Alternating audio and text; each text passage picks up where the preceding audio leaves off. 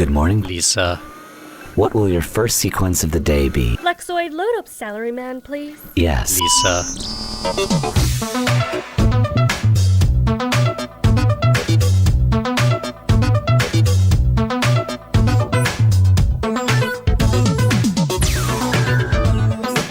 Could you pick up the 4D, 3D, 3D? 3D, 3D, engage.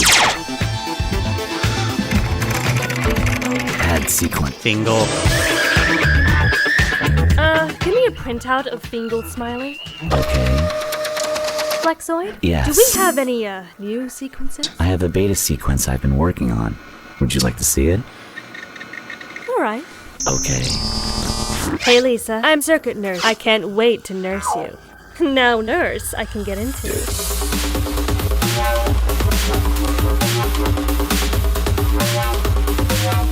Could I see a hacking scene with Karen? Yes. And a Flargenstock? Yes. Is there any way to generate a nude nurse? Not computing. Please repeat. Nude nurse. This is not suitable for work. Are you sure? Mm-hmm. Okay. Oh! I'm okay. Excuse me. Lisa. Your wife is on the phone. It's an emergency. I'll get it later. We have important work to do.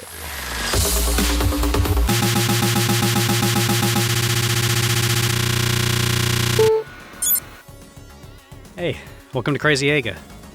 Are you familiar with Cable TV's USA Up All Night? Are you familiar with cable TV? Do you know what TV is? My God, do they still have TVs out there? Okay. Adult Swim.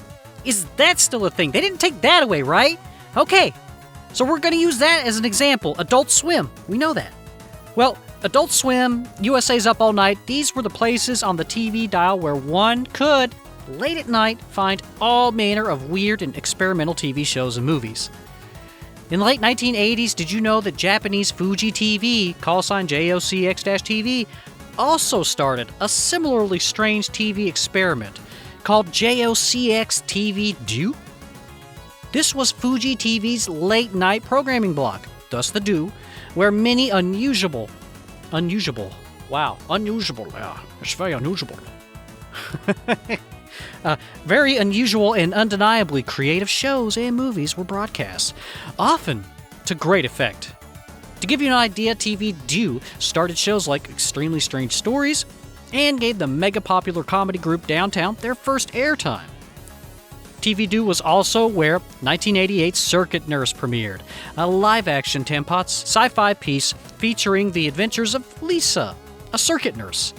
A circuit nurse is someone who fixes machines. It's basically a white hat hacker. Lisa, the circuit nurse, hangs out with her AI Flexoid, woos taken men, nice, and tends to her digital carrot fields. You know, stuff.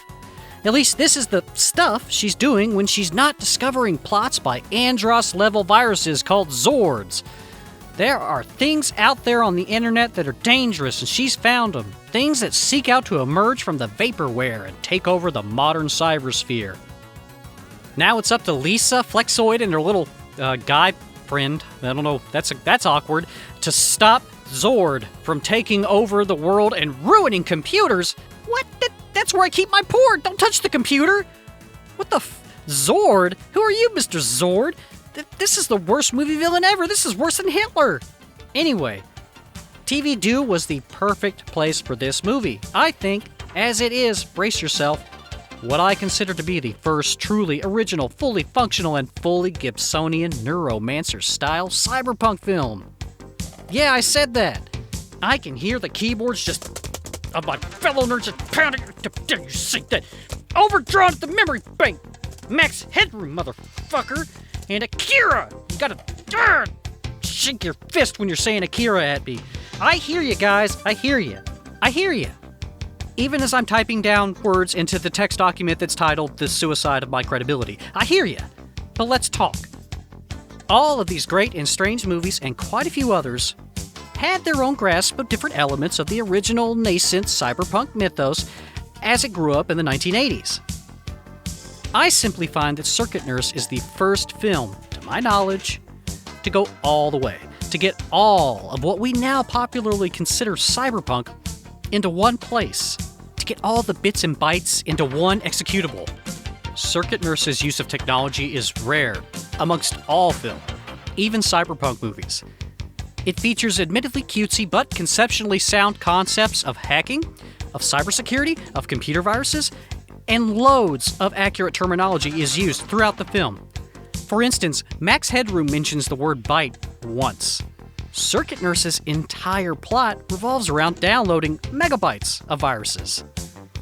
To put it most simply, when you think cyberpunk, you are picturing a movie that looks most like Circuit Nurse.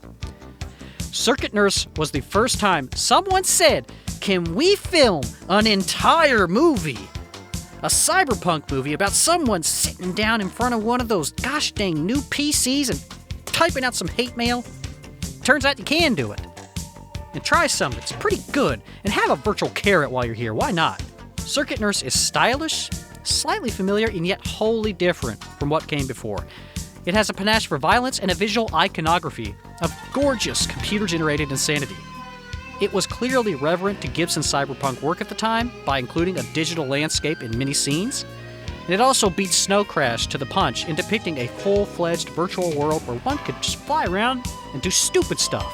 Thus, I have to give the very first, and maybe even most, cyberpunk movie, Circuit Nurse, 5 viruses driving me to infect you and alter the sacred cyberpunk source files in your brain, in your meat space, out of 5.